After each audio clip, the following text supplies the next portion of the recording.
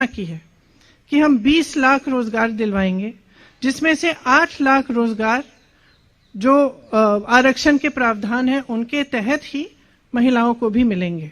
अब ये कैसे मिलेंगे, ये हमने यहाँ कहा है। हमें मालूम है कि रोजगार के विषय में और खास तौर से भर्ती के विषय में जो परीक्षाएं होती हैं, उनका जो तरीका है, जिस तरह से उनको किया जा रहा है, जितने घोटाले हैं, जिस तरह से पेपर लीक किए जाते हैं, जिस तरह से परीक्षा देने के बाद वो परीक्षा रद्द की जाती है, इससे बहुत ही पीड़ा है नौजवानों में।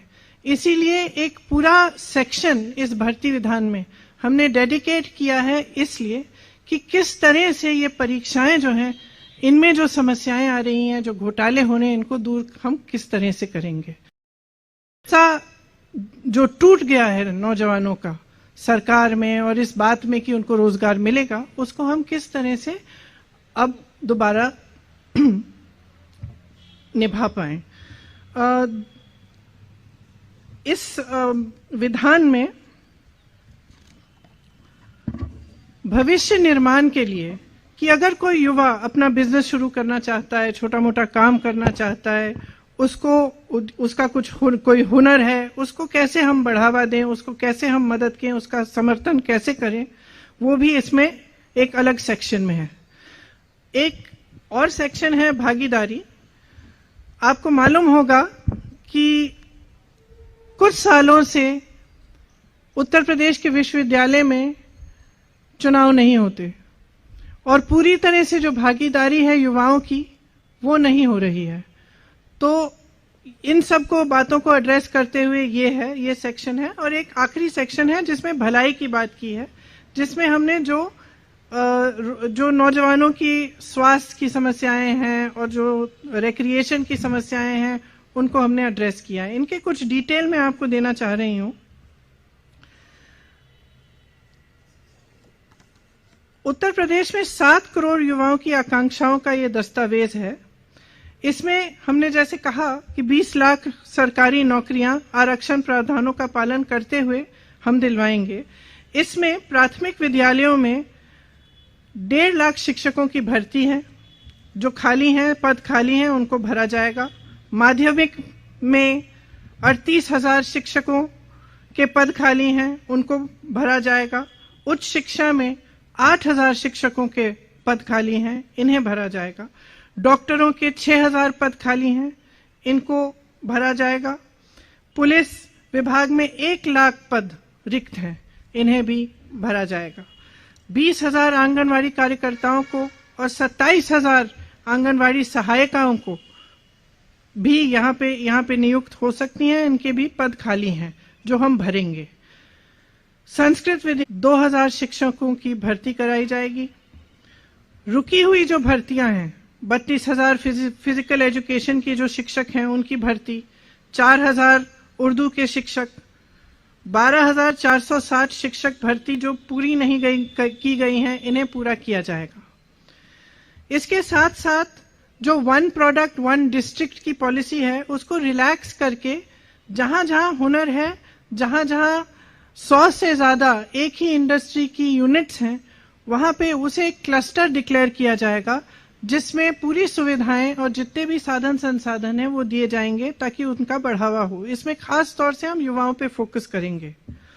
भर्ती प्रक्रिया में जो भरोसा टूटा है नौजवानों का, उसको एक बार फिर जागरूक करने के लिए जो प्रतियोगी परीक्षाएं हैं, उनके फॉर्म भरने की जो फीस है वो कहीं भी नहीं लगेंगे, तो फीस पूरी तरह से माफ होंगी।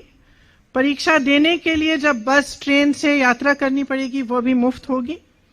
एक जॉब कैलेंडर बनाया जाएगा। ये बहुत महत्वपूर्ण चीज है, क्योंकि जो जैसे मैंने कहा एक बहुत बड़ी समस्या है कि जब परीक्षाएं देते हैं तो साल भर के लिए रिजल्ट नहीं आता, उसका कट ऑफ चेंज हो जाता है परीक्षा देने के बाद, या फिर पेपर लीक होता है तो पूरी परीक्षा ही रद्द कर दी जाती है।